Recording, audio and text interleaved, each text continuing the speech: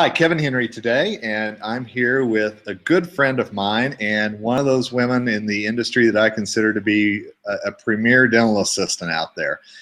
She has been named a top 25 woman in dentistry by Dental Products Report and is somebody I always lean on for advice and things like that with what's really going on in the world of dental assisting, and that's my dear friend Tija Hunter. How are you today? I'm good, hon. How are you? I am good. Thank you for being on with us. And would you mind just taking just a second and kind of sharing with our viewers how long you've been doing this and kind of some of your background? I'm older than most of them.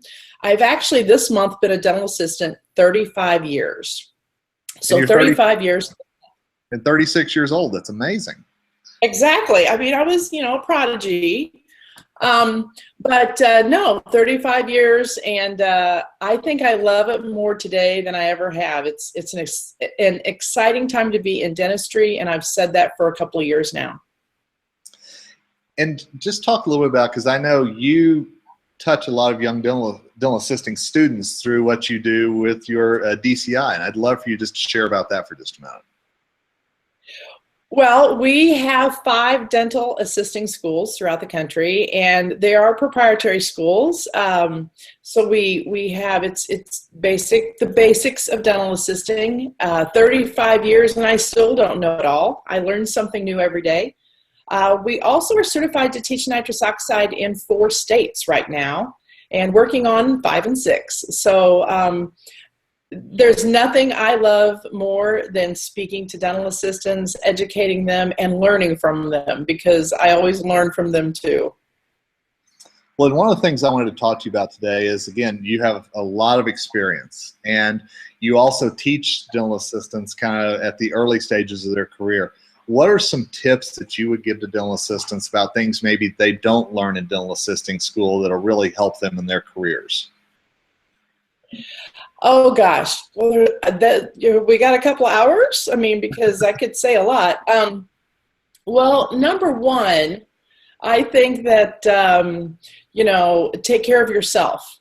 This is a demanding career, and we are on our feet all day, and it's exhausting. And then we go home to our families, and so we have children, we have homework, we have husbands, we have dinner, we have laundry, we have all that stuff. So take care of yourself. I think that was something I neglected early on because I thought I had to do it all for everybody else. So I think that's probably good advice.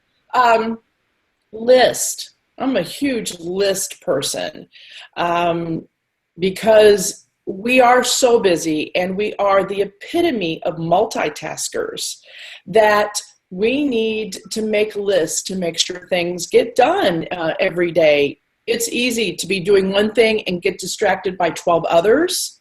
So if we can make a list to help keep us focused, make sure that we get those things done that need to get done, I think that's big. It's been big for me. I still use lists every single day. I'm a Post-it note queen, to be honest with you. I think that's a huge help. To really take care of yourself, really, use the list. The next thing I would say is educate. Never stop learning. Again, 35 years, and I learn all the time. This world of dentistry changes all the time. It's growing like crazy, and you can never stop educating yourself. There are plenty of free opportunities for education, and you should take advantage of that. Also, keep in mind that education is yours. You may travel from office to office in your career, but the education that you gained and the knowledge you gain is going to go with you, and that always is your benefit. And this is another topic that I'm sure you could talk for hours upon, but I've personally witnessed the relationship you have with your dentist. Dr. Eric is a great guy, and I know you all have had a very long working relationship.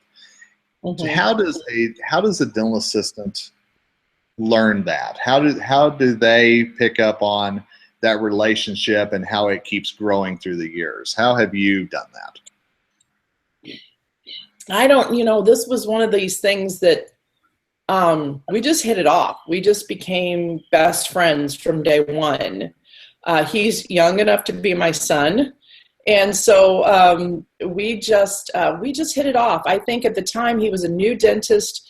He appreciated all of my experience, and we learned a lot together. We have grown, and it's crazy amazing how fast our practice has grown in 13 years. I don't know. Is that something you learn? I think it's to be honest with each other, to be open, to communicate. That's huge. I probably communicate with Dr. Eric more than he wants me to communicate with him, but I'm keeping those lines open. I'm making sure that not just him and I, but our entire team is on the same page, so that we can grow, and we can, stay together and all be focused on the same goal. So that communication is so important, and the honesty, and, I got too many things going on. I can't lie because I can't remember where things are. So, you've got to keep that honesty open in any relationship, but it's especially important with the person you spend the most amount of your day with. We spend more time with our teammates than we do with our families. So honesty, communication, and keeping that all open, making sure that you're all on the same page, because that's important. If you're not, maybe it's not a good fit. Well, and last question I'll ask you is along that line. If a dental assistant kind of gets into an office and she feels like it's not a good fit, how would you suggest that she goes about maybe backing out, looking for another job? What would your suggestion be? I think that's the $1 million question, because I see this a lot on the message boards. Everybody, I will tell you, I was 42 years old, not worked 42 years, but I was 42 years old before I found my Prince Charming of a boss. Just like any relationship, a boyfriend, spouse, you're going to click with someone or you're not. And so look for that person you click with. Obviously, try to make the best of it.